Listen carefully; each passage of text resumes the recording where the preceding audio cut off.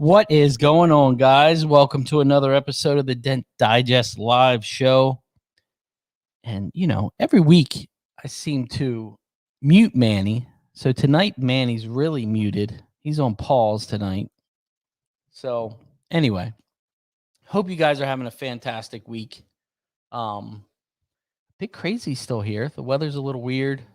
We've got one day it's 70 degrees, the next day it's 50 degrees. We came out the other day and it was legitimately like frozen cars. I'm like, what is going on? I know it's November, but geez. So, we got James Bernard. Listen to me. Feel good. I'm laying in bed with James Bernard and his wife watching the Dent Digest. So it's a good night here. I do have to put out there, Corey Kleinfeld's dad passed away, so I'm very sorry about that. I know he's pretty upset about it. Terrible things. But I'm sorry, Corey, for your loss. And we've got Matt Moore's thing coming up on the 13th, the tech meetup, which it seems like a lot of people are going to. It looks like it should be a really good event, and his shop is freaking amazing. You've also got the Dream event coming up. Looks pretty good. And we got MTE coming. I'm actually really, really excited to see my Dent family. I feel like I've, been missing my boys. Just totally missing them. Look, James Bernard's by himself. Come on, James. What's going on, man? Starting to upset my day. But I'm going to have to bring our guest on because Manny's running behind. But we're going to get Mr. Matt Boyette on. What's up, Matt? What's going on, guys? How's everybody? How are you? I'm doing fantastic. Although I have not eaten dinner yet. I went straight from work straight to here. It's 9 o'clock, man. That's all right. What's going on? Oh, man. Burning it at both ends, I guess. That's what we do, right? It's a weird time of year, Yeah. But I said, like, my buddy was like, hey, what do you want to grab something to eat? And it was 2 nights ago. And I was like, man, I would love to, but I got to work. And he's like, bro, it's like November. You're usually slowing down. And I was like, bro, it's COVID times, bro. Anything goes right now. Like, everything's off the books. It's like starting a new business today. Yeah. So I've got my weekly joke. So we're going to get this thing going. My kid picked it out. It's actually a pretty good one. All right. So, Matt, I hope you can get this. Andy got it last week. I have not mailed your package out yet, Andy, but it will be coming. How old is your kid? She is 7. All right. And we started doing this. She wanted to do it. She's like, can I do a joke for your show? And I was like, sure. And this was a couple months ago. And then, she does chores around the house. We give her like little allowances and stuff. She does, takes the trash out, whatever she needs to do. And she comes home one day and she's like, Daddy, look what I bought. I'm like, what's that? She bought this whole box full of these little joke cards for the show. She's like, I got this for the show. Which I thought was pretty cool. I'm like, she's 7 years old. Yeah. So here's the joke. And I hope you guys can figure it out. What did the pen say to the pencil? So what did the pen say to the pencil? I'll let you guys figure this out. The pen. It's got to be something about lead. I'm thinking. You would think metal, wouldn't you? You would think metal. Oh, gosh. What did the pen? I don't know. You don't know? Anybody in the chat know? Come on, guys. Come on. So what did the pen say to the pencil? Let it run one more minute. What's up to all the guys? Josh, Jeff, James, Alan, Encore. What's going on, guys? So the answer to this week's show, this week's joke of the show. So what did the pen say to the pencil? So what's your point? That's what we're doing this week. That was a good one. Oh, gosh. That was a good one. Did anybody win anything here? Nope. Look like it. We got a bunch of Dent guys in here. It's tough. I don't think anyone got the point. So Let's talk about you a little bit. How's business going? It's going good, man. Let's see. Uh, Man, I mean, it's just a weird time in the industry. I mean, as far as the car industry, it's the weirdest I've ever seen. I'm having lots of conversations with salesmen and managers just about, you know, I've been doing this a long time, and this is the weirdest I've ever seen it. Like, um, but trying to weather those storms in different ways. You got to get creative with them. Pivot. But yeah, pivot. Um, but it's been good, and I mean that's the challenge, right? Is like, I mean, if it's um what's it say? What's that saying about a I don't know. It's just cool to be challenged in your business and have to find unique ways to overcome those challenges. So I mean that's where 100%. we're at. I think that's where we're all at. So It's perfect example of me. I mean, I've talked to you a million times. I'm like, I found the perfect spot. I think I'm gonna get it. And then we'll talk like 2 weeks later, and you're like, did you get in? No. What do you mean? What do you mean? yeah. It's been one thing after the other. So it's been a road, so What's interesting this month, is we do wholesale and retail, and when our wholesale was down, our retail was up, and we still kind of stayed pretty even keel, but one compensated the other. So um, it's pretty interesting to observe those conditions and how they pan out. Um, and a lot is going on, man. Like we're having huge consolidators come in and buy all the body shops. We had Caliber come in and Gerber come in, and they bought all these guys up.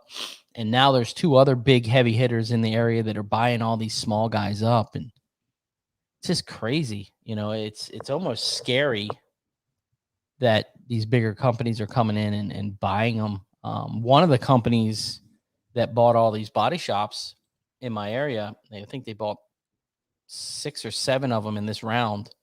They bought 150 small glass companies all over the country mhm. and held them for 1 year and then sold them to Safelite. So, crazy things. Look at Eddie Evans in here telling me I'm the best in the business, but he's not saying that I broke a window on his 50s Chevy pickup a couple weeks ago. So, Oh my gosh. it happens. I'm sorry, Eddie, Yeah. but Well, what it happens. It yeah. happens. Hopefully it happens less and less. I hate Yes. breaking a window. That's like crushing when that happens, Yes. but it does. So I want to get into a little bit of, obviously we're here talking about some of your new tools that you dropped, you know, uh, a couple weeks. Yes. Yeah. Last week. Friday. So let's get into the dent slayer a little bit, how that all came about. And if you guys don't know Matt, I've had him on here a couple different times, and I've said this before. Matt is a very detail oriented person and is very creative with different ideas. Um, so let's kind of get into the Slayer a little bit and kind of see how that came about, what you were trying to bring. And you've got some other stuff that just kind of dropped that seems like a lot of guys really like. So let's get into the Slayer a little bit and see what you got going on. Yeah, so the Dent Slayer, the original Dent Slayer, that I modeled these off of was handed to me the first day I went on my own fixing dents. I was trained with a local company, and I contacted the owner, just trying to find, some of the origins of that tool. And he told me he bent it on a vise in his garage and grinded the tip. And he wasn't a dent guy. He was just a guy um, who started this PDR company as a a side hustle for him, and hired me, brought us on. We had about 10 technicians at the time. This is back in '98, and they were just making tools themselves, just bending metal the way that they thought it needed to be bent in different various It's ways. kind of So like the old Dent Wizard tools, how some of them were like just bent pieces of metal. And I'm like, what the hell is this? Absolutely. And there was no real rhyme or reason to it. It's just, let's just see if this works or what this gets around, or as you need it, as the need arises, you have to get to somewhere and you hook it a different way and whatever. So he told me that this was made just in a garage by the owner of the company, not even the dent guy. And so he handed me this tool the day I started PDR, which is March of '98. And I grew to love it, right? And I've used it, I can say honestly, probably every day of my career. I mean, it was one of those tools that I just had to have, just worked perfect. And, I got used to it and it just, did the job. So, we had guys come and go in the company and they'd quit. And I always tried to like, hey man, you got that one tool? And no one else had it. It was really weird. I was the only one within my company who had it.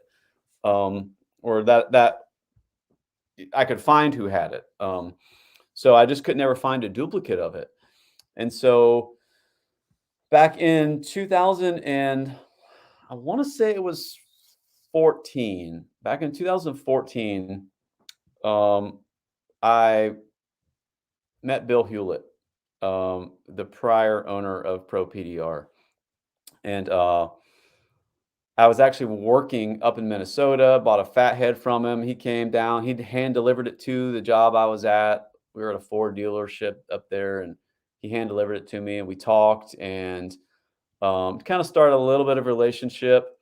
And that following year the end of that season, I came home and I needed to go to Australia to work. But I did not have a suitable tool cart to travel.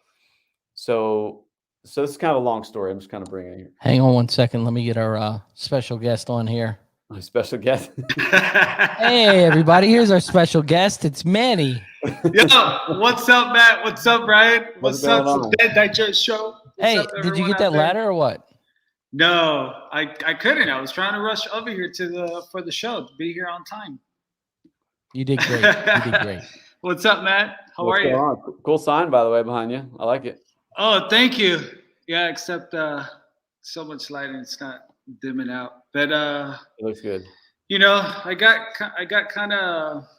I like working in the dark. I don't know if you like that at your shop too. Like you'll turn off the light, especially like on a white color car. Just you work a lot nicer. And I didn't have like a back light. It was just too dark, and I was just like, maybe if I put that up there, she kind of give it a nice cool backlight. So when I turn off the lights, it's like not crazy dark because clients will walk in and it's just like, what are you doing here in the dark? Yes. Yeah. And Manny's caught me a couple times. He's like, you working in the dark? I'm like, yeah. I've got that little neon clock up there that really helps. But yeah. But it is nice working. Have you tried it, Matt? Working in the dark? Yeah. So a lot of times I do when the overhead lights, when you're working on a roof, it just washes out cars' roofs really quickly. So I'll turn the lights off but I usually run my light tunnels or something, or I have some kind of light, not just complete darkness. I by nature like light. As soon as I get up in the morning, I turn on all the lights in my house. I don't like the dark. So you scared of the dark, man? yeah, I'm scared of the dark, yeah. Was that like your being grounded when you were a kid? Like you sleep in the dark? It's like we're gonna shut off the lights. I don't remember if that was the case, but it very well could have. Just kidding, man.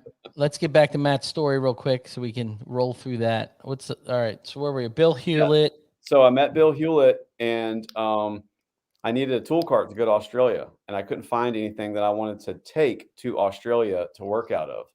And so I went in my garage and just, and I made up a tool cart and I'm like, oh my gosh, here's a tool cart. So I pitched it to Bill and Bill loved it. And Bill, we had a tool cart and it was a tool cart that basically was the size of a briefcase. Most tool carts, when guys design a tool cart, they design a tool cart that's to hold tools. Well, the problem with it is when it's not designed to break down or to pack up or to fit in the back of your truck right. It's just clunky pieces of metal that fit however they fit in the back of your truck or the bottom of your RV or whatever. So I started backwards. I started with basically a briefcase and said, how do I turn this into a tool cart? And made it, reverse engineered it. And so then we had this tool cart that was 19 pounds. It was about 3 inches tall and 19, I forget the exact dimensions, 19 by 16. And the entire tool cart went in it. And you could go to Australia with it. You can fly. I flew all over with it. And it was just a really good tool cart. So anyhow, started my relationship with Bill, and we sold those. They were called the TC5. And they did pretty well as far as I know. And but so then that kind of got the ball rolling with some products with Bill, and we made a few different things. And at some point I pitched Bill this tool, the Dent Slayer tool. And he was like, oh my gosh, let's do it. Let's do it. And I said, Bill, you got to understand something. This is the only one I have. If this thing gets lost or if it doesn't get back to me, I will be really, really upset. I got to have this tool. So I drew it out, like I stenciled it and had all these. I insured it. I sent it to Bill and made sure he sent it right back to me. And so he was all set for building the tool, but then he ended up selling the company. And I forget exactly the time frame, but he ended up selling the company and the tool never came out. And so I'm like, well, whatever.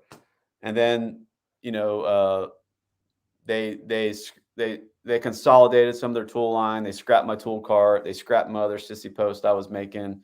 And so everything just kind of whatever. I'm just a dent guy. I'm not a tool builder. Fine with me. So I went back to just my dent pushing stuff. And then was that kind of upsetting, Matt? Like, did it bump you out, or how did you feel? It was a little upsetting because just to get out there, it was a little upsetting with Pro PDR because they didn't say anything. They just quit making my tools, and there was no explanation. There was no even squaring up with me on some of that. It was just, it's not available anymore. You're done. I don't know. It's fine. I don't care. It's not. I'm not trying to beat a dead horse, but that was just kind of how that played out. Yeah. So no hard feelings at all. It's just what it was. So yeah. But I am at the end of the day, I'm a dent guy. I'm a technician. I'm not. Yeah. You know, I know that about myself. So fast forward a little bit to my relationship with A1. So I'm in here and I'm working with this tool and I just love it. And I'm like, man, like I need to send this to A1 and have a duplicate made, because if this thing gets lost, then I'm gonna be mad, you know. So I did the same thing. I traced it all out, so I at least had the blueprints of it, exact copy, you know, and sent it to John and Maria, and I changed it a little bit. I said, hey, can we do this a little bit and change it, blah blah blah. And I'd always been tweaking it throughout the years from the original one that I had to what's in my hand now. And so sent it to John and Maria. And then, you know, John called me back. And he's like, Matt, I think you got something here. I've never seen anything quite like it. It's pretty unique. And if you'd be interested, you know, we'd really love to help develop this with you. And I'm like, yeah, I mean, I just really sent it to you for a duplicate, but let's do it. And so then that's what started the original Dent Slayer. And this is the short run. This is the exact dimensions that I ran with for my entire career. Other than some of the handle, you know, a few little tweaks, but this is the tool. I do like this. This part of the handle, bro. It's epic, and that's a lot of A1's tools now come with that handle. They're just fantastic in your hand. It's one of my favorite handle designs. But you just get so much drive that way with that handle setup. But so then, you know, the Dent Slayer, and then it kind of merged into the Dent Slayer XL, which is just the longer version of it. But you know, for me, when we did, I didn't just want a longer version of a tool, you know, because a door isn't straight. You know, a door has curve to it, or even a panel has curve to it. And so I wanted something, you know, I'm a former Dent Wizard guy, and most of those tools back there were all just bendable tools. Everything you had, you bent. I mean, nothing was made to be straight. they were made to be bent, and they were kind of trash tools. They weren't designer tools like this. They were, just bend the crap out of it and go and do the job, make the money and get home. And so, but I was kind of raised on that, just bend the tool to get it where you want. And so a lot of tools now aren't really designed that way, and purposely, I understand that, but I think that's a good part of the industry that we're kind of missing, that we started with, and somehow we got to all stiff, rigid tools, but we need to kind of balance back and get some good bendable stuff back. There's a place for all of them. Yeah. And so that's kind of where this one came from, which was the bendable version, slightly bendable version, where you can put a nice arc in it so that it just slides down the door panel and doesn't disturb the glass or the internals too bad, where you can slide it down really far in a door, because just a long tool doesn't get you down there. You got to be able to bend it. So that's where we came up with the bendable one. And those have been doing great. And I continue to use them every day. And through conversing with other technicians and other people who had them and just feedback what we've got from people, some people were asking for a little bit longer kick on the end. That sometimes it just didn't have enough drive, that you wanted a little bit longer, a little bit extra oomph on some of these doors that have, really, really deep body lines, or, like a Challenger door or something that's really, it's wider, really wider. Yeah. So it's like, okay, well, we can explore that. And so, we're like, well, if we're going to do that, then let's offer a few different length variations. And so that's where this one came from. See how I can find it here. And so this one is, I think we did it a 1/2 inch longer toe than the original one. So I see. It's got a little bit longer toe on it, gets you farther out, and it's shorter. Is that one coming out in ratchet too? For ratchet? So, yes. So everything we have here has a ratchet. Because I think I'm gonna want that small one with the ratchet instead. Yes, that thing will be insane with a ratchet. If you put this Gorilla Grip on that, oh my gosh, it's gonna have so much drive. And we talked about this before it came out. Yes. And I said to Matt, I love this, because I was like, you really need a shorter one. And he's like, you think? And we were talking back and forth a couple times, and I'm like 12 inches. Give me a little 12-incher. And he sent this, and I like it. But my thing is, sometimes I'm like, I like just a little more. I've been using so much of the Gorilla Grip stuff now. I'm like, make this a ratchet handle, and you'll really get the crazy drive. But what I really liked is the longer foot here. Yeah. At the very end. That made a huge difference with this tool. And usually when you're using that up higher where there's a body line, maybe a protruding body line, where the other ones you're deeper down where you have more glass or you have more of a brace. So the tighter internals, but the shorter ones, there's a little bit more of a void up there. There's some Subarus or some other, they have that deep right at the top body line where this comes in handy, because it's just got a longer toe on it. You got that short drive, or a shorter where, like you get into some Hondas. There's a lot of cars now. I don't know if this is like no upper brace. No upper brace. Yes. Like, oh my gosh. Like, this is amazing on the top of a Civic door. There's a dent technician on payroll somewhere making these cars now. The way that they're making front fenders. I mean, who remembers working on a old Crown Vic front fender that you had to split the seam to fix a dent in the front fender? And this tool, talking about fenders, this is I use this all the time on fenders. Absolutely. And the reason why, a lot of this, you have so much control here when you're pulling down and working that fender. Oh, I see. It's got enough kick, because you would think, well, the bottom of this is going to hit the wheel, right? If you're really cranking, but it doesn't, because you have this much space. Yes. So it works awesome on fenders, just trying to get like a Civic fender that has that upper body line that always gets hit. This is fantastic. Yes. So we we came out with the shorter version here, with the extended toe on it for the upper body lines, and then we came out with the Maria and them, they have the skinny tip tools, and those, I don't think that they get the appreciation that they should. Yeah. Those are great tools. Yes. They're amazing tools. I never even had some. One of my technicians here brought them in. I'm like, holy crap, where'd you get this? He's like, I got a A1. I'm like, what? Dude, that's like, where's this thing been? So like for Audis, I think they're perfect because that those Audi belt mold, it doesn't open up too much, and it's just like those skinny ones are just like so nice to just get in there with a tip. Absolutely. And even like GM taillight holes, when you pop out that plug, this will fit right in there.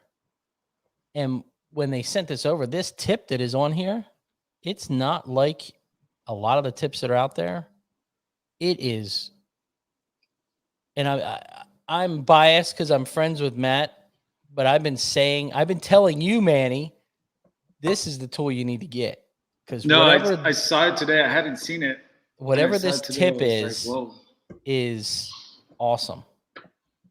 So, and they're not just door tools. I mean, so when you buy a tool, there's a lot of tools out there now that are purpose tools, like let's just say a fender lip plier, right? Like you're only using that for a certain dent, where you have your tools that are just for the one application. These tools, to me, they're meant to be multiple applications. They're great on doors, but they're just as good on fenders. They're just as good on quarters. Use them on hoods, man, as a left and right. So, I mean, I just go nuts with these things. I use them everywhere. And with these, the kind of idea is, going back to the skinny tip thing, was keep everything skinny. And that's why we came up with the R4, which I don't have one here currently, but the skinny tip R4, where the entire tip can go inside a 3/8 hole. You don't have to have a tool with a big tip or even a small tip with a big shaft tool, to where everything fits. Everything is super small diameter. It'll go in a hole, and you can soft push a dent out, and you can pull it out, and you can put a nice, bullet tip on it, or even putting extensions. I mean, there's tons of extensions out now. Dentcraft's got tons of extensions. So I think, the 5/16, 18, the original standard tips that we have now are really good, but not getting locked into just one thing. Like, we have to stay versatile, that it's not just 5/16, 18. There's a lot of other things out there that help you do your job better. Yeah. And so developing some of the 1/4x20 tips,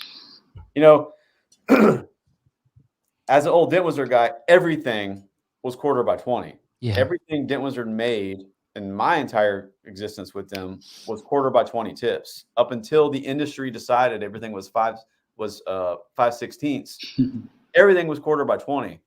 I still have a lot of my original Dent Wizard tools that, and they were reversed. They were the tip had the threads and the stud was on the tool. So it was completely opposite of what we have now.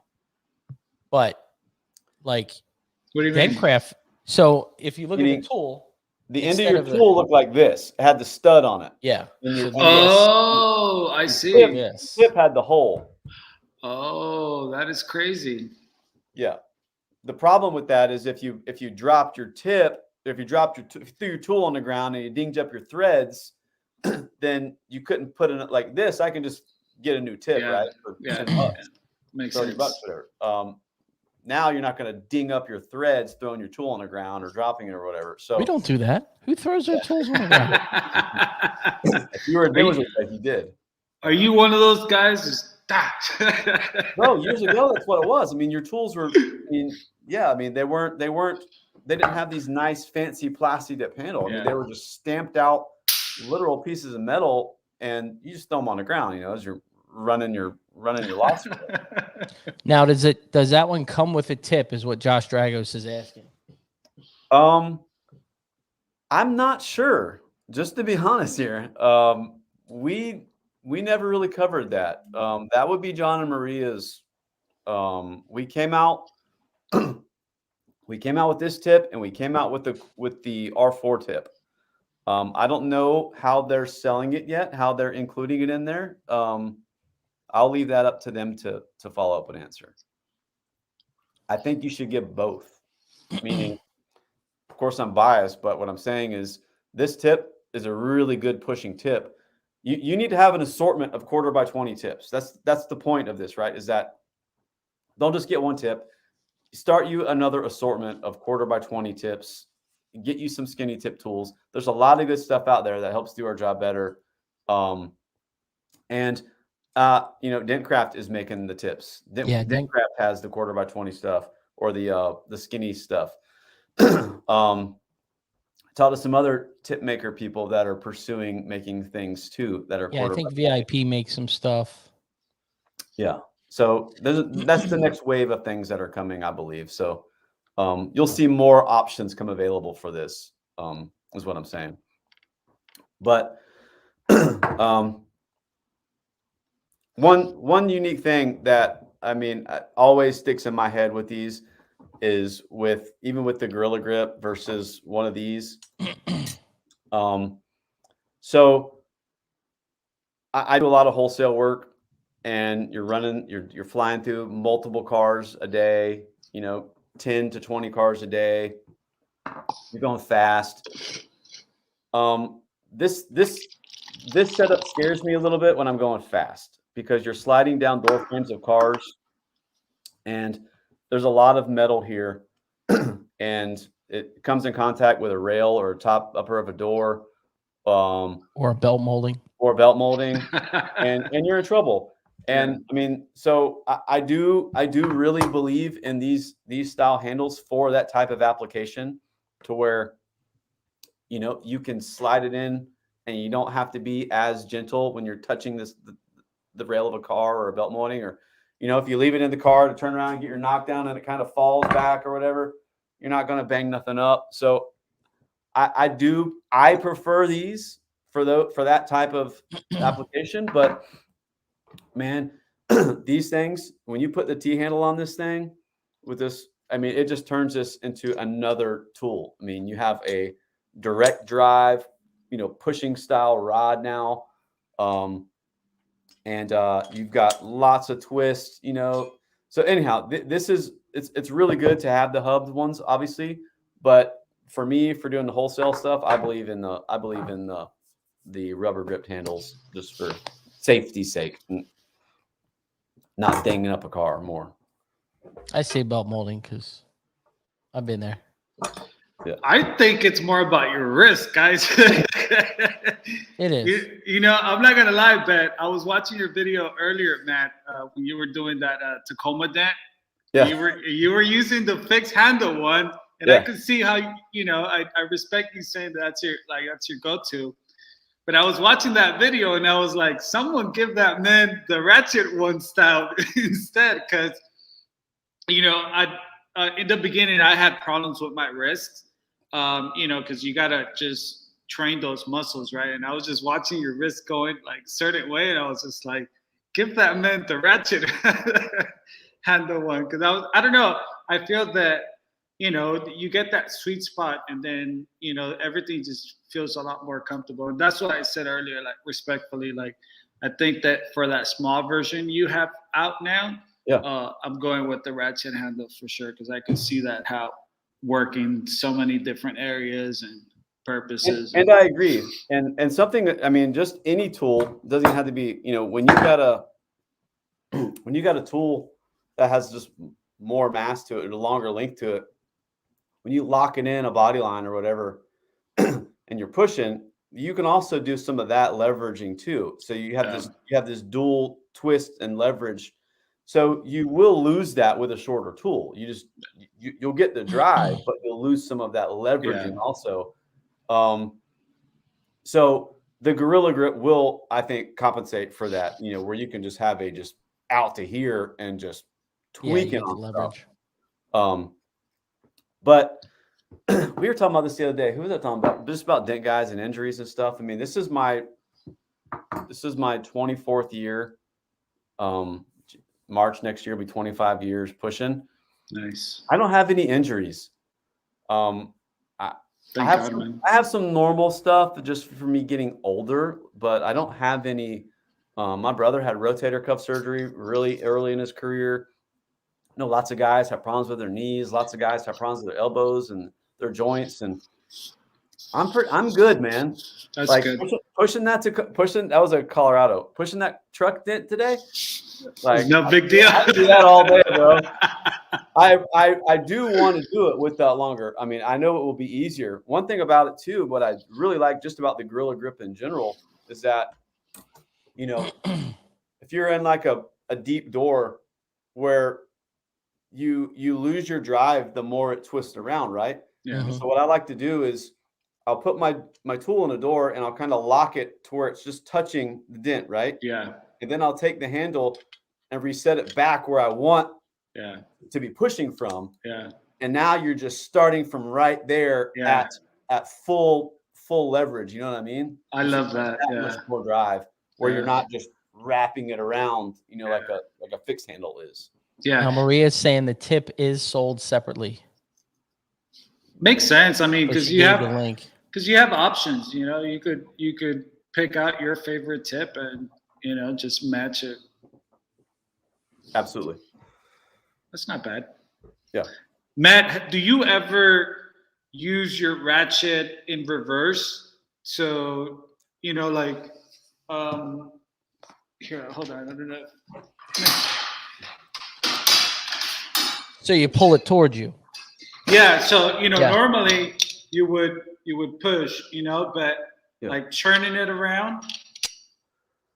You know, I don't. I do. I don't. And we know what's funny. I'll tell you a funny. When I first was prototyping this original Slayer with them, they sent me one with the fixed handle reversed. Oh, really? So, you know, the handle's like that and the tips like that. And I got it and I'm like, oh man. And my partner Jeff picked it up and he's like, ooh, that one's mine. And he won't touch this one, but he loves that reversed one. And I'm like, dude, you're crazy. I don't know. I can't push like that. Some guys, I guess they can. I can't. At MT in Vegas, I saw some guys pushing that way at the competition. I was like, what? I'm like, I've never done that. To me, it's just weird. You know, like I'll get confused. Like it's kind of like you're so used to it. You know, you push out your tools forward and then you move it, but it's the opposite. I'm like, how do you do that? Like, were they sitting? Were they sitting like this, or were they upside down? Yeah, they were just literally like kind of like, you know, the lower side of the door, and that's what they said they do it because when you're in that position, it's easier to twist it the other way versus the other direction, because then you're closer or further. Like, I don't know. It's just, it's weird. Sometimes I feel like depending on where the dent is in the door, you know, you've got the window that moves more towards the front. So sometimes I'll do that and I get more leverage.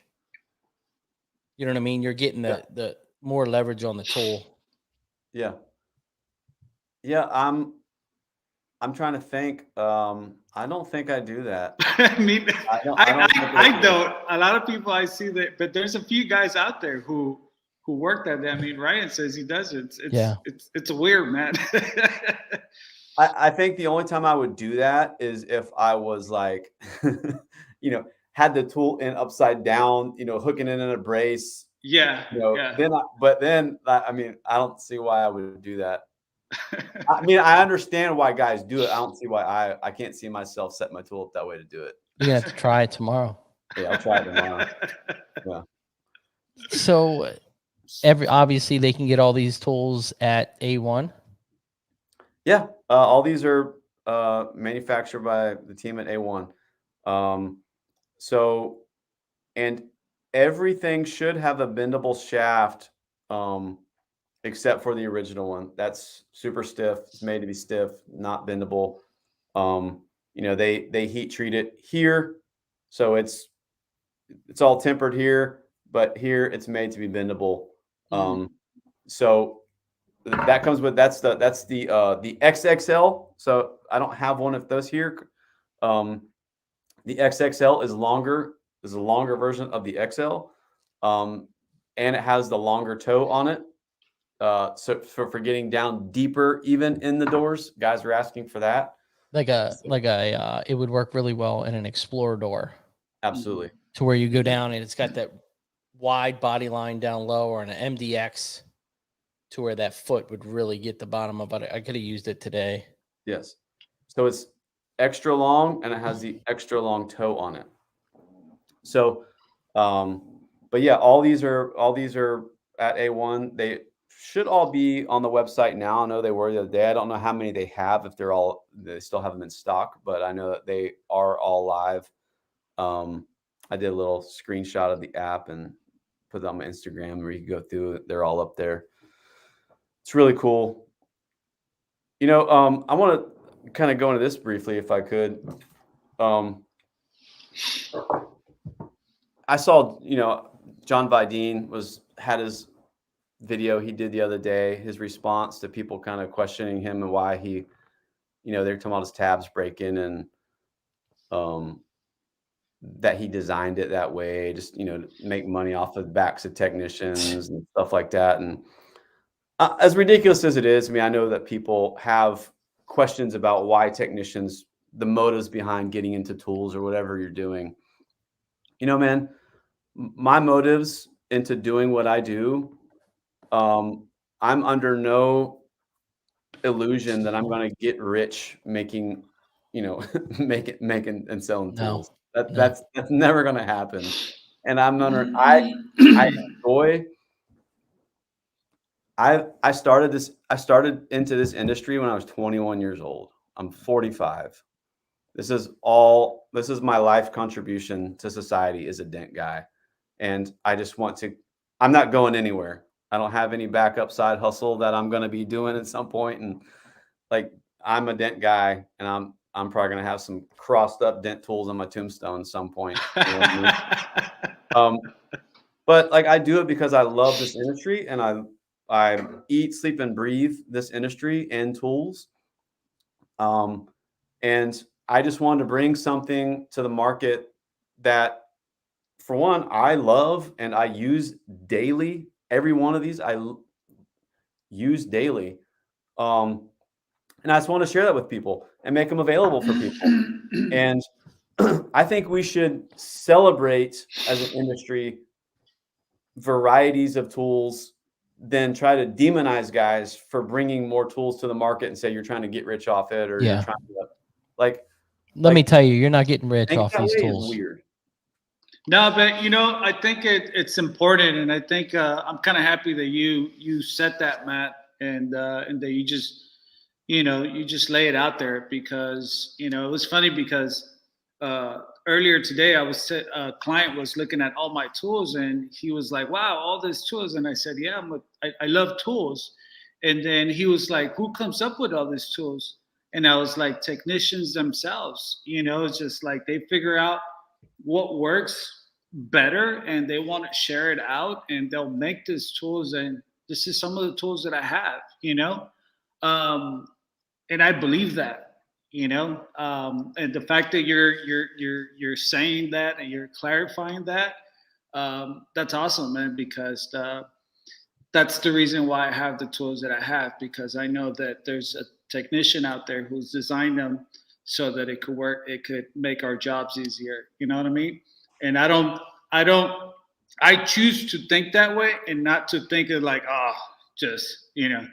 they were just trying to make money out of me, so I bought this tool, or anything like that. You know what I mean? I remember, Manny, I would literally drive around to different bicycle shops here in Jacksonville trying to find kickstands for sale like a bike parts, that I could pull the end cap off.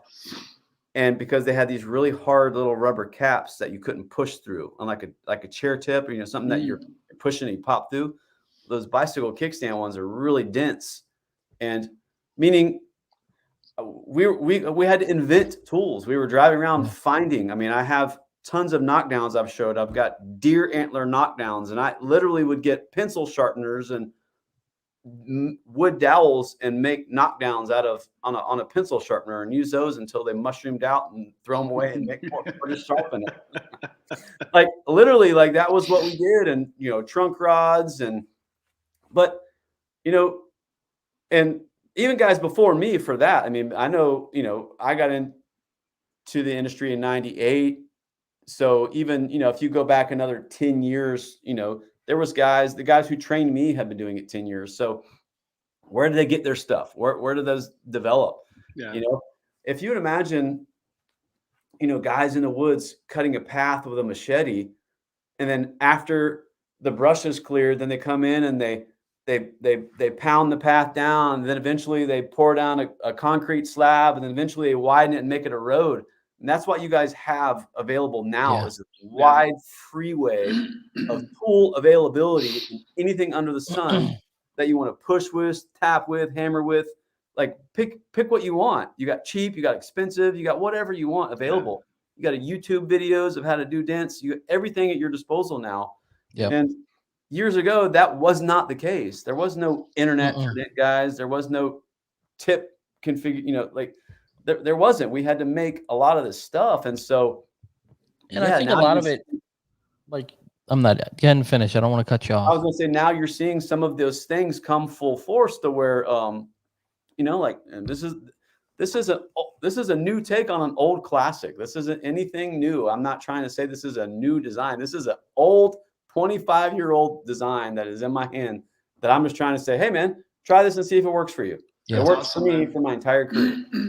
That's awesome. And I think a lot of it, and you touched on it earlier, just like me with the shut-ups, it was a tool that I had an idea for, and I took another tool and I bent it all up, and I started using it, and I was like, okay, well, if this was ratcheted handle, little thicker, stainless, sent it out to Blem, went through the process. This isn't a first run. You know what I mean? Like, these take 2 or 3 or 4 adjustments before it becomes some of these, not just saying your tools, but some of these tools take some runs.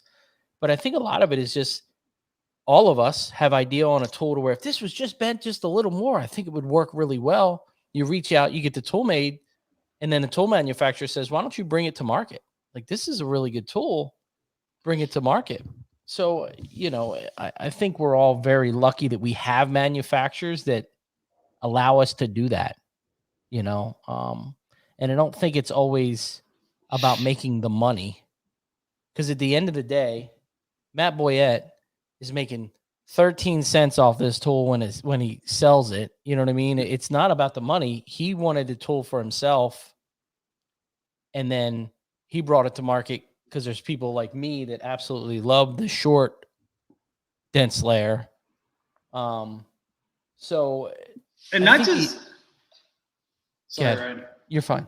No, I was going to say, and not just that, but I mean, think about just, you having that tool for your own self on its own. Like that's you, that's your tool. Like, you could have not shared it with all of us. Like, you could have just kept that on your own. That's what makes you, but instead it's like, you're not holding back. It's just like, let's put it out there. Let's sell it. It's not always about the money, but it's just, it's what you've learned, your knowledge. And, at the end of the day, it's like, what do you do with that knowledge? And it's just like, you share it, you put it out, you give it out.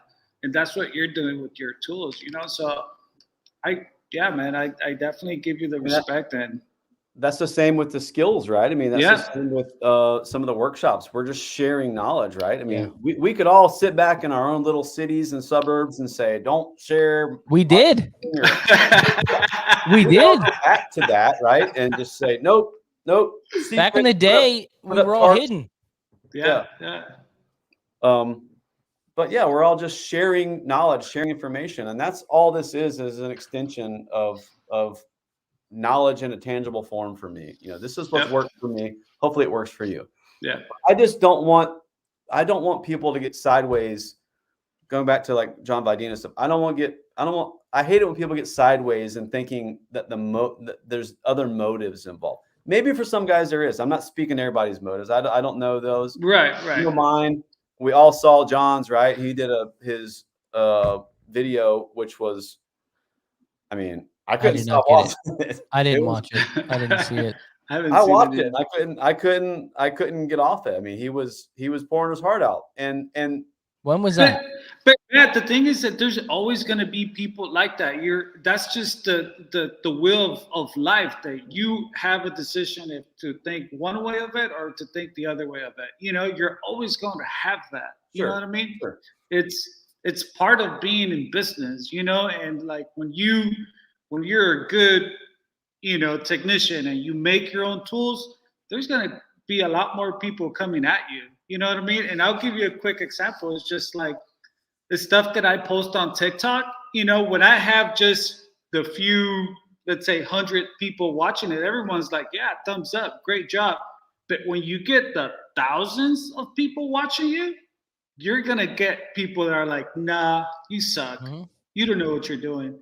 You know what I mean? It's just, it comes with that. You know what I mean? So, Matt, all I could say, man, just like, don't worry about it, brother. As long as you in your heart, you know the reason why you're putting out these tools for, let people talk and say whatever they want to say, you know? And I'm not trying to paint a bad picture here. I haven't got any, I've had a few little weird comments that you're like, what?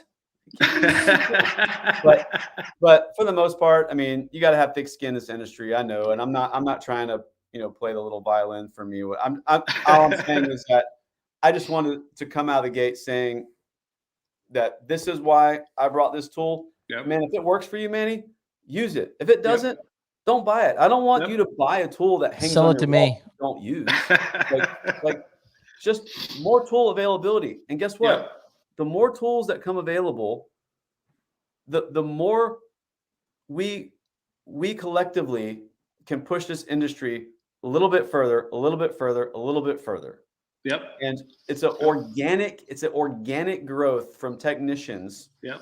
that come up with a cool little idea and say, hey man, we should make this. And then it makes your job so much easier. You know, whether or not it's a John Vidina with a Dent Reaper, whether or not it's say James Lee with an Elimident light board that he throws up. Who remembers that video? Yes. You remember that video? I do. Yeah. Then he drives over with his transit. Okay. Can you pause 1 second? Pause 1 second. I want to grab something. 1 second. Hold on. I don't have a pause button. Well, I got a mute button. Pause. What's up, Manny? I missed you this week. Man. We haven't talked all week. I know, man. You just been busy. I call, you don't answer. It's like a bad breakup. Oh, I forgot. It's starting to hurt my feelings. Oh man, I'm sorry. How was your week? It's been long. You know, typically I'm off Sunday and Monday, but I've been here. It's just like, just living, man. Okay. I remember that. I still have one of those. This is what I was using. Wow. So this is how I used to fix dents before I had the lines. I used to use this grid pattern. Wow. You actually fix dents with that? 15 years, man. I've never seen that light. Yeah. So anyhow, I'm off it. I don't fix dents with it now. But what I'm saying is that the cigarette lighter or the gator clips? Well, this was a gator clip, but I cut it off. But I want to show you something. This is a plexiglass lens that's that thick, and then this is the I rewired this with some LEDs. It used to be literal light bulbs. Yes, little fluorescent bulbs. That's great. I still have it. I rebuilt this to be LED, and it's got this really cool color changing thing that you can change them. Anyhow, I was using this when I saw that video of him with his light board, throw it in the air, land on the ground, and drive over it with his Harley. Yes. And I'm like, oh my gosh, like, look what I've got. And that light would fall off And that lens would just explode. crack. Yes. Or the bulbs would fall out. And it was a fluorescent bulb. Like in my light fixtures, it was that bulb that was in here, and they'd break, and you got to have extra bulbs in your kit. That's all we had, though. You know what's funny? I had this client reached out to me. He said that about like 20 years ago, he tried to get into PDR and didn't work. And he has all this great tools and all this great equipment that, you know, he wants to see if he could sell to me. And then he sends me a picture of all this old tools. I'm like, nah. I'm like, you should see the tools that I have now. A lot, you know, but my respects to all those old school tools, you know, but it's funny though that, you know, you brought that light out, and it's just like you would think of it now with all the options. You're like, nah. But back then, like you were saying, that's all you had. That's all we had. I had a piece of plexiglass or Lexan with a spray painted line down the center of it. Yeah. That's what we used. And then the Eliminate came out, and I was like, holy crap, this is like HD television. Like, ping, you're like, oh my God. And I've never heard his story about that, how that came to be, but I imagine he's just a technician like you or I who had a special skill set in doing things like that, and just ran with it and made a light board that I can literally say has probably changed every technician. Oh yeah, that was the planet's life. That was a game changer, I think, for the industry. I remember I came right at that time too. So one of the first MTEs I went to, maybe not the first, but it was one of the earlier MTEs I went to. I remember sitting in one of Bill Hewlett's classes on lights, because Bill was the light guy, and he created this fade, and hearing him talk about this, you're looking for this sunrise, and Bill's got this voice. If you ever heard Bill talk, he's got this like warm, like cup of coffee voice, that he was talking about this light fade on his light. And, you know, Bill Hewlett helped change the face of PDR lights, in my opinion, at least, with LEDs. And, you know, those guys, they all started as technicians who just had a passion for bringing a product to market, building it themselves, and then bringing a product to market that we all use daily. Yeah. I mean, I couldn't go back to using that.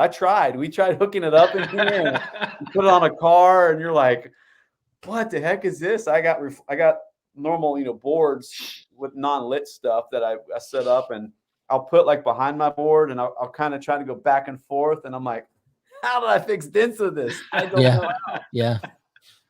But so actually, I'll show you something funny that you'll appreciate, Matt. Hold on. Pause that. That. We're paused.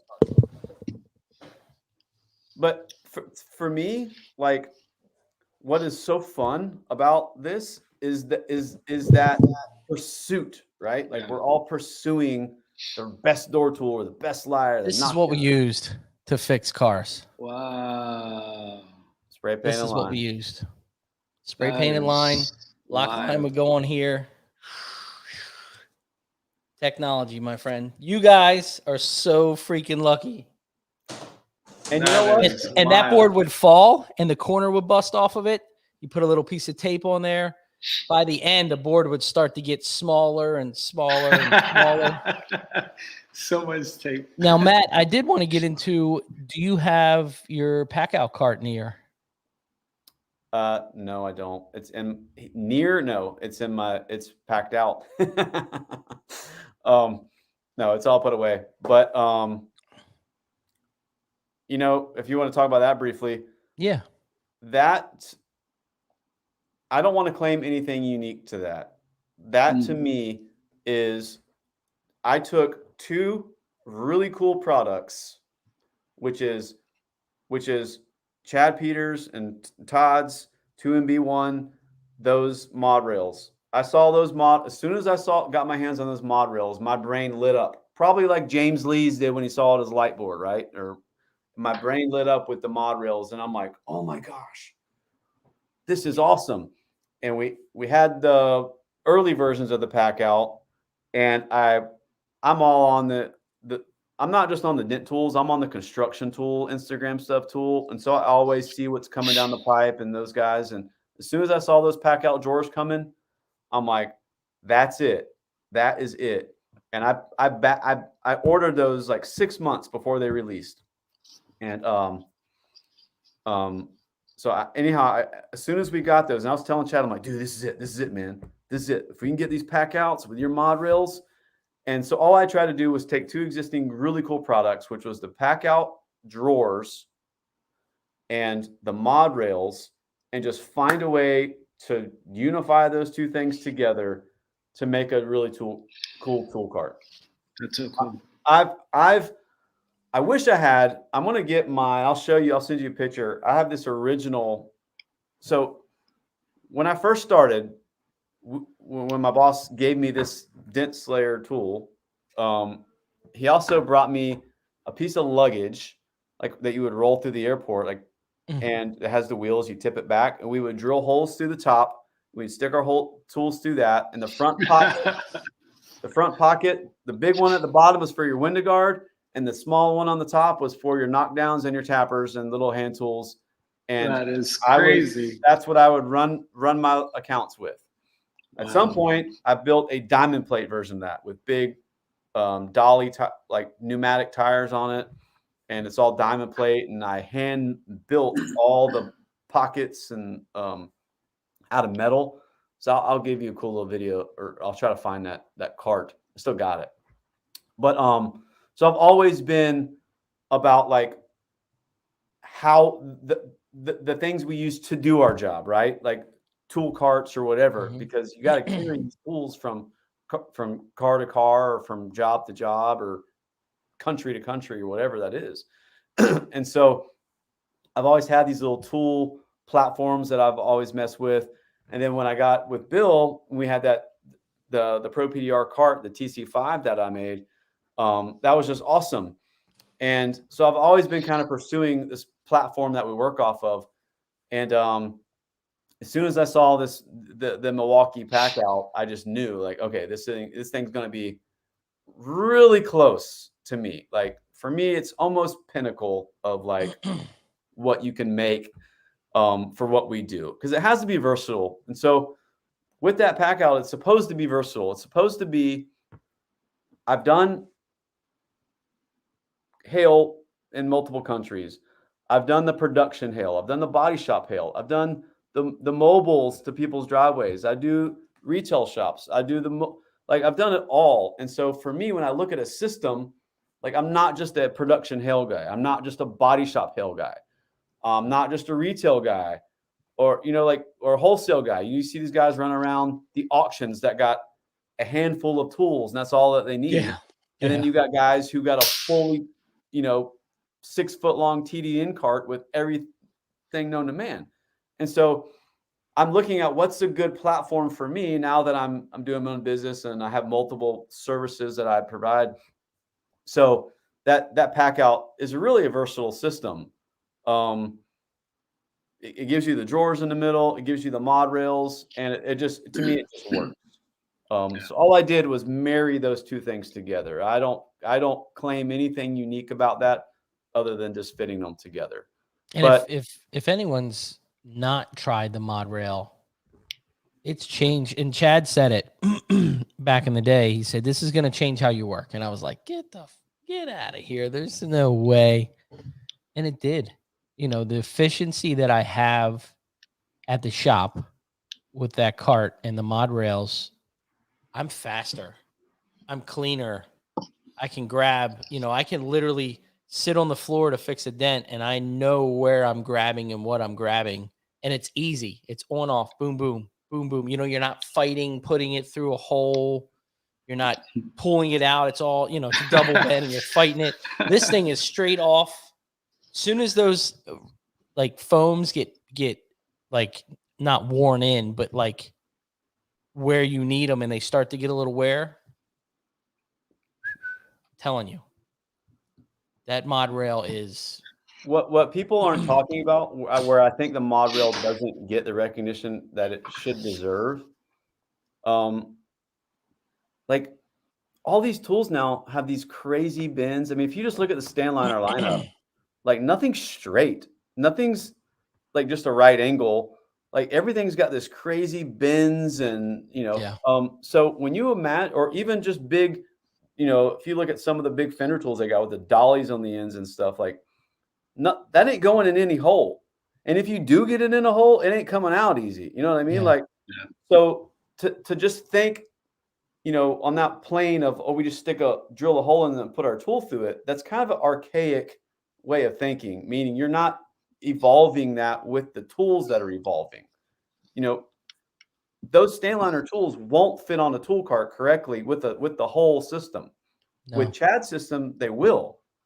Any one of those will hang on the mod rails, and so they've really changed the game with the tools. They've evolved with the tool stuff, and I don't know if guys have really pieced that or put that together. You know, so it's kind of mind blowing to me, but it just makes sense with the tools are going. It answers the question of the tool.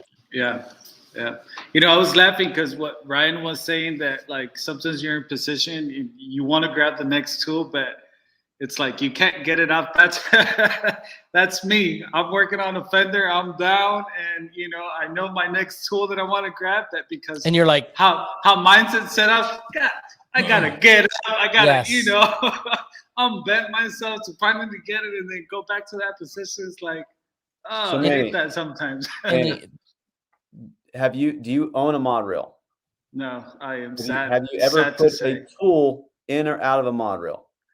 Honestly, no, I have not. I have not touched it and done anything with that. Like, you know, I do think it wasn't at MTE for some reason. I didn't see it. They didn't have a booth.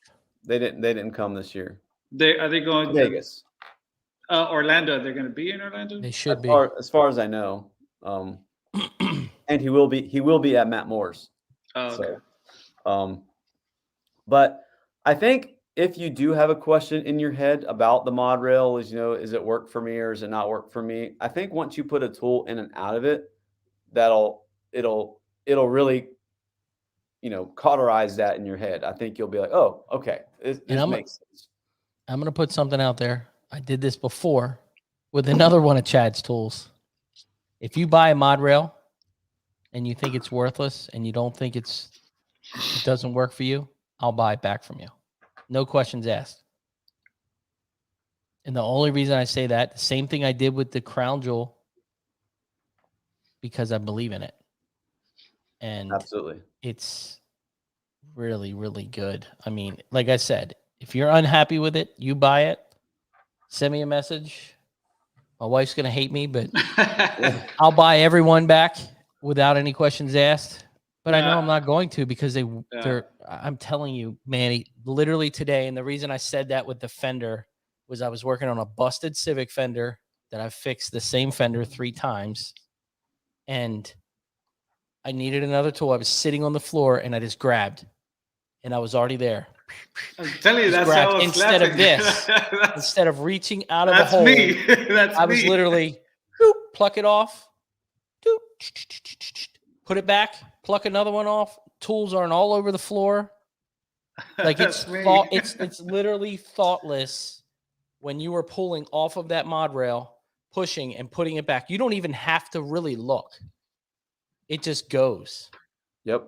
So I hope my wife is watching so that she could see that I just don't come up with tools that I got to buy. Like, it's Ryan's fault. Blame it on me. No, there's a need, like it's just, it's involving to, make things easier and better. You know what I mean? And I'm just laughing. Helping the body, Manny. Helping the body.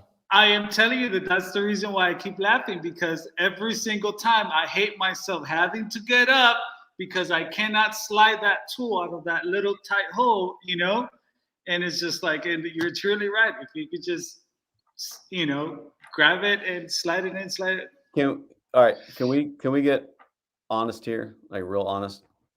I've been honest. I hope you've been honest. Not that you haven't, but like, let's get a little more.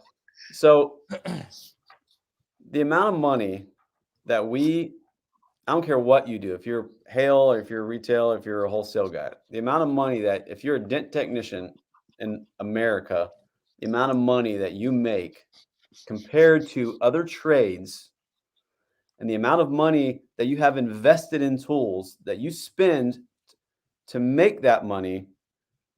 I mean, dude, it takes you, if I lost all my tools, if they all fall off the side of a boat right now and I had to replace, I had to buy a bunch of tools in order to do my job.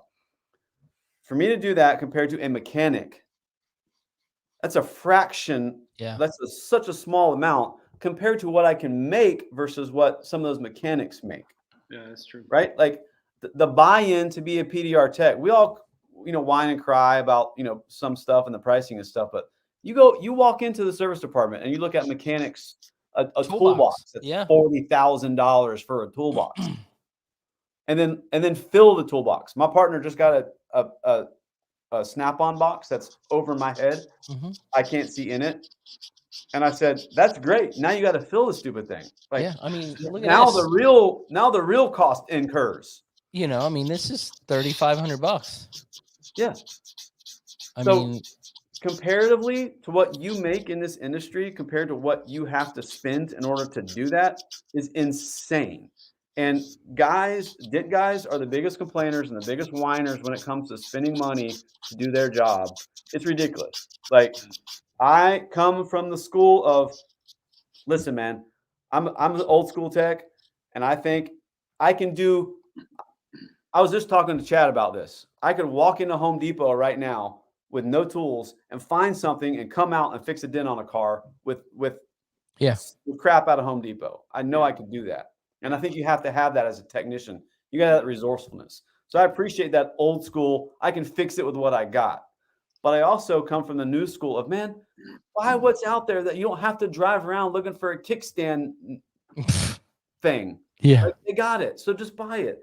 Like, support the industry, support yourself, and invest in yourself and do what you need to do your job. Like, it's not that hard. So I appreciate both sides of it, but I just think that the guys who don't want to get on board, I just think that those guys should phase out. I just think maybe that's a little harsh, but yeah.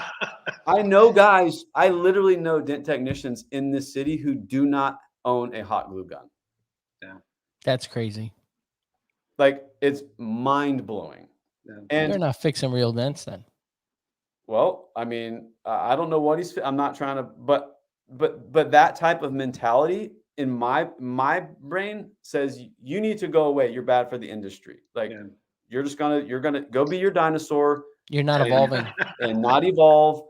And the war of attrition, I'm just gonna wait you out. And one day you're gonna be irrelevant to this industry, and I'm gonna absorb your spot in it. And I had that conversation. There was a local guy here. He's been doing it, I don't know, 10 years or whatever. And he had the most antiquated. He rolled out the Home Depot fluorescent light with the tubes and the extension cord on a wheel dolly, and he would roll it up. He had like a full-size umbrella straight from out back, and he used some really old stuff. And I sat with him, and I'm like, look, dude, there's so much more out here. Like, I was like, come over here. Come over. And I pop open my mobile tech shade, and he's like, oh my gosh, it's got a suction cup on it. So then we kept talking. I'd show him the Eliminate light, and he's my competitor, A couple years later, I see him at MT. I'm like, what are you doing here? He's like, oh, I'm checking out all these tools. And I'm like, thank God. I see him the next year, and he's got a mobile tech shade. He's got a Eliminate light hanging. He's using some ratchet handle tools. And I'm like, oh my God, this is amazing. But it's exactly what you're very right. If you're not evolving, for one, you're drilling a lot more holes in cars than you need to. Because a lot of this stuff you're just not fixing without glue. So, but I think a lot of that has to come from like within like you have to have that personality that you could step out the box. I have a question for you, Matt. You sound like you've always been like a craftsmanship type of guy. Like, where did that come from? Like, was it growing up, mom, dad, cousin, uncle? Poor. Really? Not poor, but not, not well off. You gotta, building a bicycle, you know, when you didn't get a new bicycle for Christmas, you got an old bicycle and you're out there, you know, scrubbing the chain and gasoline and pulling the bearings out and rebuilding stuff. You know, my first car was a Volkswagen Beetle that I would have to have my girlfriend help me push start it to go to work sometimes, you know, like just because like growing up with having to work on stuff, like having to be resourceful, having to like not just having things handed to me, but you got to do that thing in order to have a certain quality of life, right? And so I'm really thankful for that, man. Like that's awesome. Like, you know, I think it's very easy to get thankful the other way, like where you didn't have to do any of that, but you lose out so much in that, you know, because you know what happened? My first car, that was 16, it was Volkswagen, and they ran half the time. Is Friday night, you know what I did? I'd be hanging out in my driveway with other friends who had Volkswagens, and we're working on our Volkswagens together. Instead of out getting into trouble, we're hanging out. And so then we started a Volkswagen club. And then now we didn't even want to go party. All we care about is working on our Volkswagens. And so it's like, so it's such a, I don't know, to me, a better way, because you're a grinder. Saying, give a man a fish, you feed him for a day. Teach a man a fish, you feed him for a lifetime. That to me, you gain so much more for having to be resourceful and having to do those type of things, you know. So I'm fully thankful for that. That's awesome. You grew up in Florida your whole life, or where were you? Right here, born and raised. I went to school about a mile from where I'm at right now. High school. Wow. Yeah. That's awesome, man. One quick story I want to say about buying tools and stuff, you know, like we were kind of talking about, is my first trip. I went to Australia. I'd never been. I didn't know what to expect, and I get put in a shed. They call them sheds. I got put in a shed. I'm with 40 guys in a shed, 40 technicians, and lots of other admin staff and dozen R&I guys and stuff. And showed up on a Friday, unloading tools, and we got to start work on Monday. So Friday afternoon, they have a meeting and they bring us all in and sit us down. And I never met the management. I had no idea what I was getting into. I literally just got off a plane, set up my tools, and the managers are looking around and they're seeing guys making the 2x4 hood stands and stuff and trash can tool carts. And they called a meeting and said, listen, guys, like, here's the deal. We flew you guys from other sides of the world to be here in this building. You're going to make probably more money than you ever made in your life in that bay. There's lots of other guys who want to be in that bay. There's only 40 of you here. There's probably other guys who would love to have that opportunity that you have. We brought you here because you're professionals. You're the best of what you do. We believe that. So you need to act like it.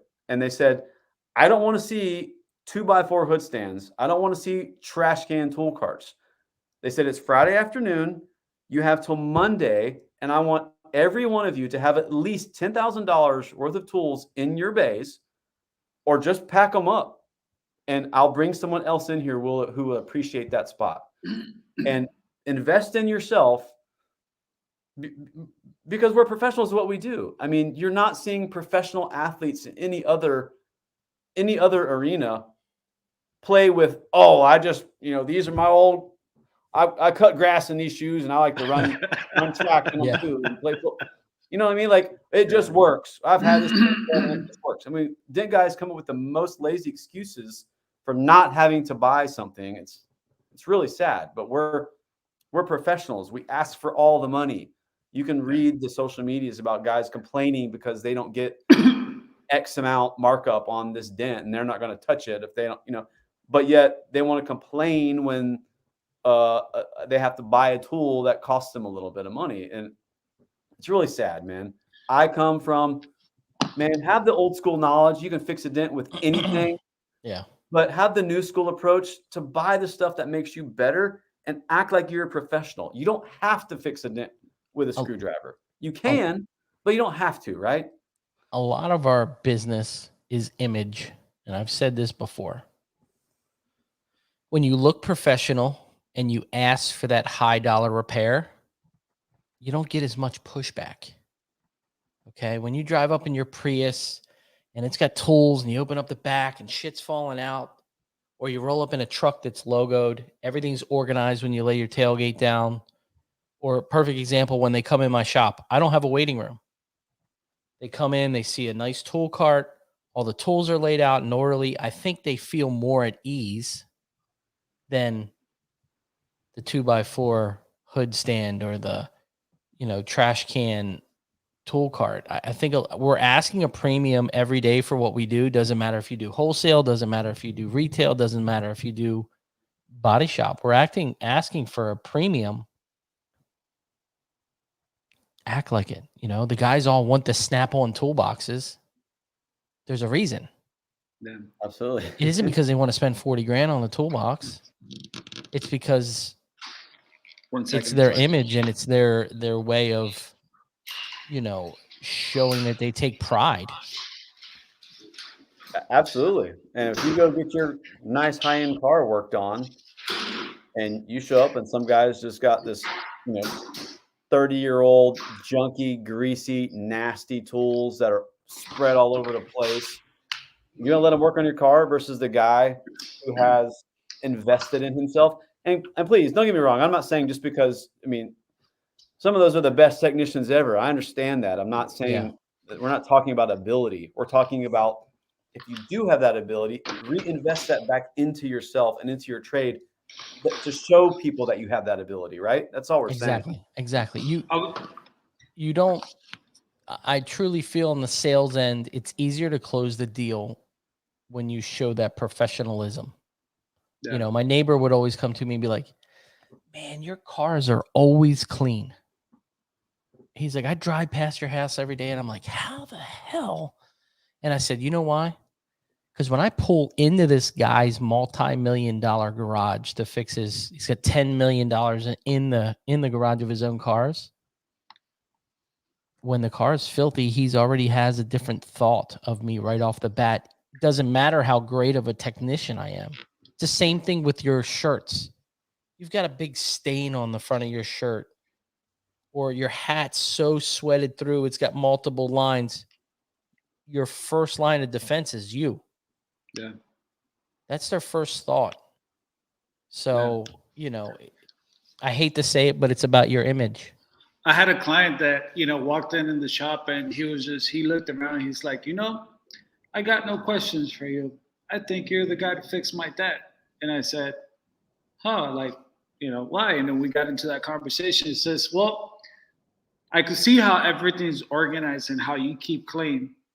And I was looking for a paper that he gave me a quote that I can't remember exactly if it went like this, but it was just like it basically was like how you take care of your shop, how you take care of you is how you do everything.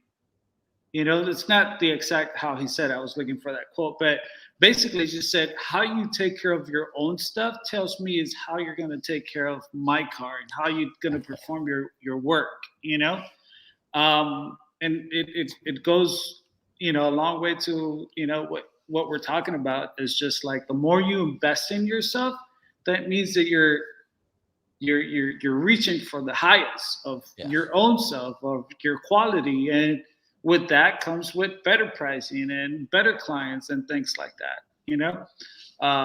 I've always said just the one investment you can't go wrong with, it's on your own self. So how Matt was saying is just you could look at tools that's an expense for either good or bad, but it's just at the end of the day, you're investing it for your own self. And that's only going to make you a better technician, a better business owner, better family man. You know what I mean? It goes a long way. It goes a long, long way. I just need you to explain that to my wife. Well, and I do think those technicians, the ones we're talking about who aren't reinvesting in themselves, it's a shame because I think it's this chicken and the egg mentality, right? What come first? I think that if they were reinvesting in themselves, they would be so much more next level. Like you're holding yourself back. Like just think from an organizational standpoint.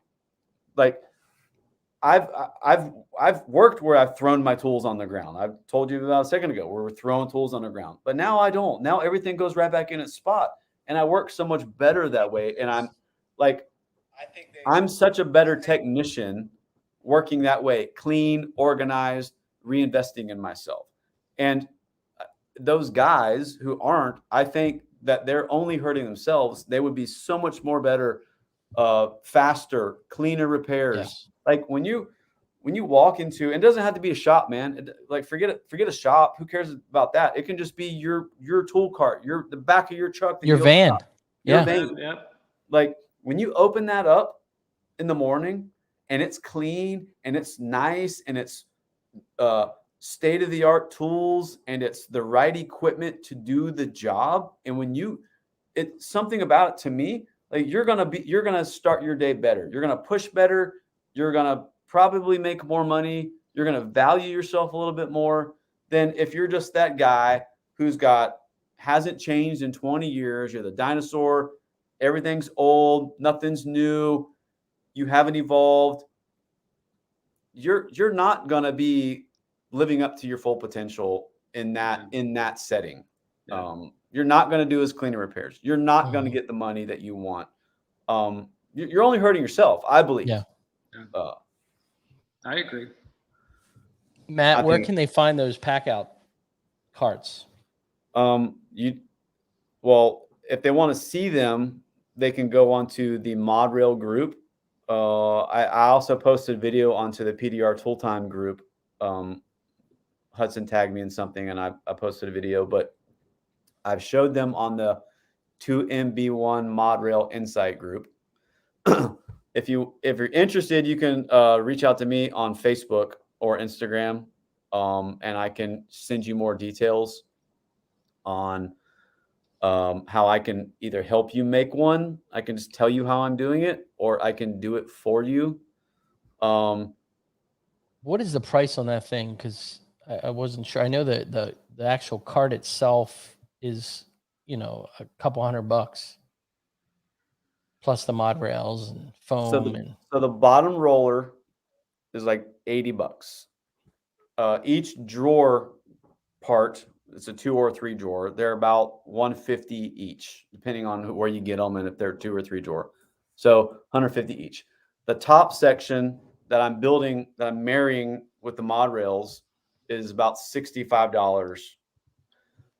And then the mod rails add up to about $400 worth of mod rails, $500 worth of mod rails by the time you do the foam. So I'm doing just the top trays. Right now they're around $700 just for the top tray. And that's paying me minimum just to put them together. Like I'm literally just taking the receipts from what I bought and handing them to you and then paying me a little bit to put together and ship it to you. So that's just the cost of the materials. That's not me. So, Awesome. So it's about $700 just for the top. So for that whole tower that I got, you're at almost you're a grand, $1,100. Okay. But I will have, so in kind of closing here, I should have 2 of them. We're going to Matt Moore's. I'm going to have 2 of those carts that we're going to take and we're going to set up and we're going to have a good amount of dent slayers, all the versions. As long as nothing gets caught in the mail, I should have everything, all the versions of the dent slayers. We're going to have them on the mod rails. So if you want to look at a dent slayer, you got to come pull it out of a mod rail, feel how it comes out of a mod rail. That's cool. And so, we'll be at Matt Moore's for that. There's about 4 of us going up there from our team here. We're going to go up there and hang out and have a good time, try to sell some dent slayers tools, and then also show the benefit of the mod rails married with the Milwaukee pack out. And I know Chad's going to have a lot of his stuff there too, his designated tool carts that he's made. So I can't wait for that show, man. We're all pumped about it. I can't get here soon enough. Well, Matt, I appreciate you coming on, man. Going through your Slayers. I know with having Maria on last week, you know, it just worked out really well. Yeah. That's it. How can people find you? They can find my tools on A1's website, pdrtool.com. They can find me on @thedentslayer is my Instagram, or Matt Boyette on Facebook. Or you can come to Jacksonville and Google my business, which is All Out Paintless. Or go to Matt Morris. Or go to Matt, yeah. Or you can find me there next Saturday.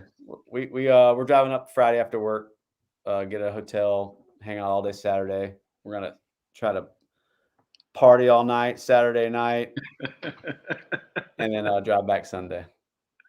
Nice. Yeah. Matt, well, I appreciate you coming on, bud.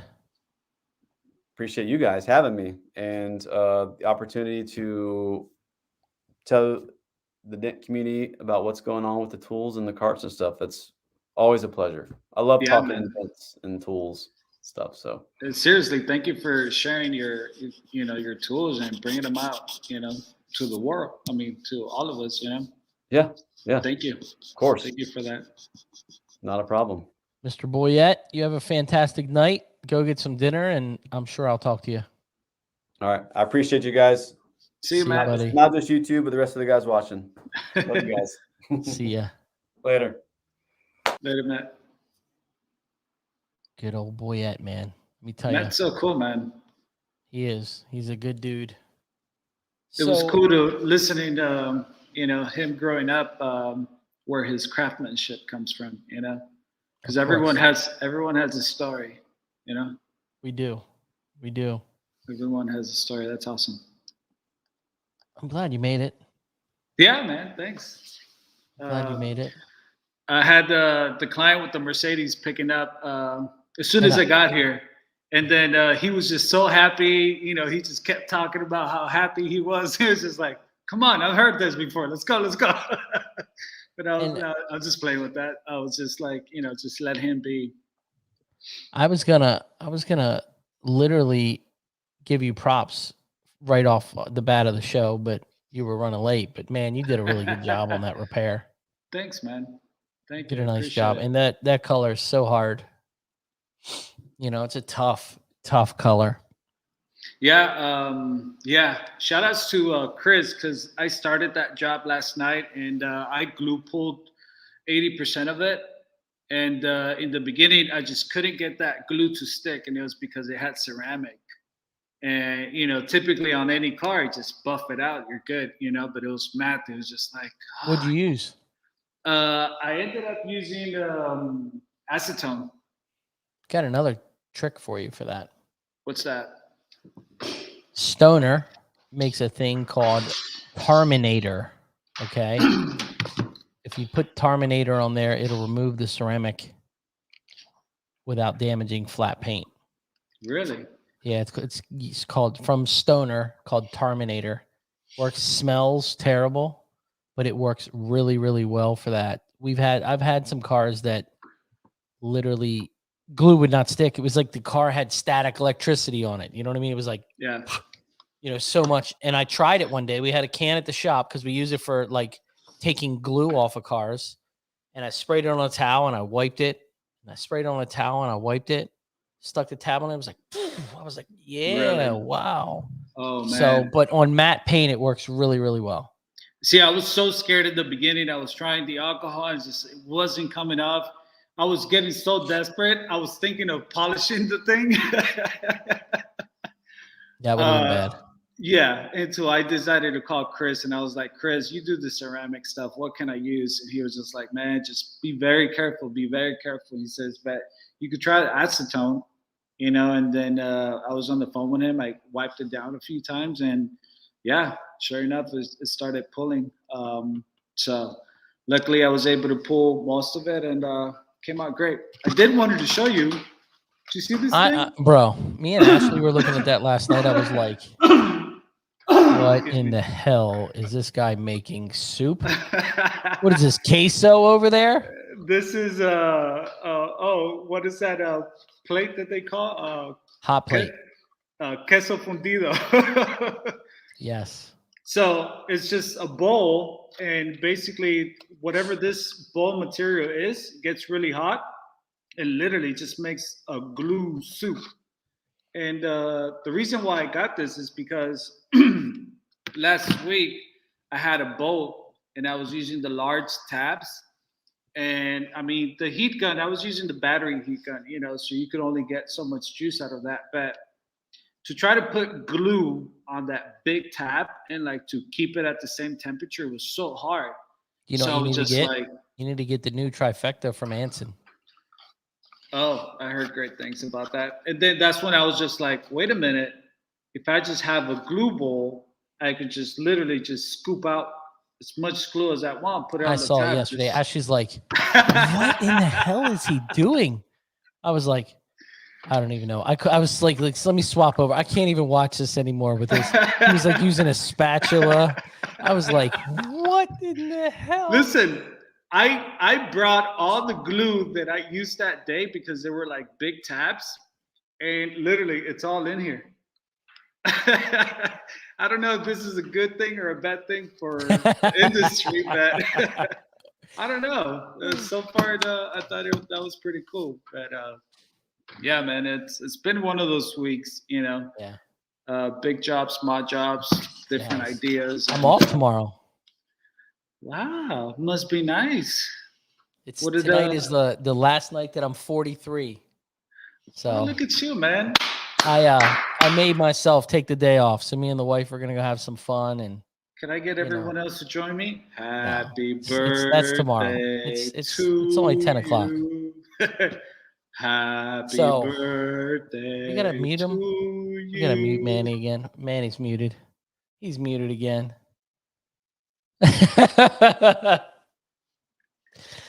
Now he's faking. Man. But no, yeah, dude, we've had just a crazy couple weeks, and I was like, I went on the schedule and I said, taking off. That's good, man. You guys can call, keep calling. I'm not answering. So, but I haven't taken time off, and I was like, it's time. So, but everyone, please go out to Ryan's Facebook, Instagram. Wish him happy birthday, please. No, don't do that. Don't do that. That's good, man. Well, enjoy your days off. You know, your week. So it's the whole weekend. You're completely off. Yep. Or you're not gonna be like last time. You came back Sunday. No, you went I'll straight tell to the shop. I even told Ashley. I said, if I don't know the phone number, I'm not even answering. Yeah. Just doing it. You know, which is hard for me because I'm on a Saturday like, hey, how can I help you? And Ash is like, and I'm like, got to make money. Yeah. They're going to call somebody else if I don't answer. Yeah. But also it's the peace that comes with that though, right? You know, yeah. Just saying no and I'm not available and, you know. Yep. That's good, man. Well, I wish you a great happy birthday. Have fun, you know, with the family. Good day, kind of chill. And are they taking you somewhere or? We're doing, we've got some stuff planned for the day. My kid's in school. So like my mother-in-law is picking up the kid, and me and Ash don't get to spend a whole lot of time. So we'll do some stuff for the day and kind of hang out, and it'll be good. It'll be a good day. That's awesome, man. So will you guys enjoy it? Gonna try. Be safe. Don't get in trouble. That could happen. Don't go wild like that. Yeah. That could happen.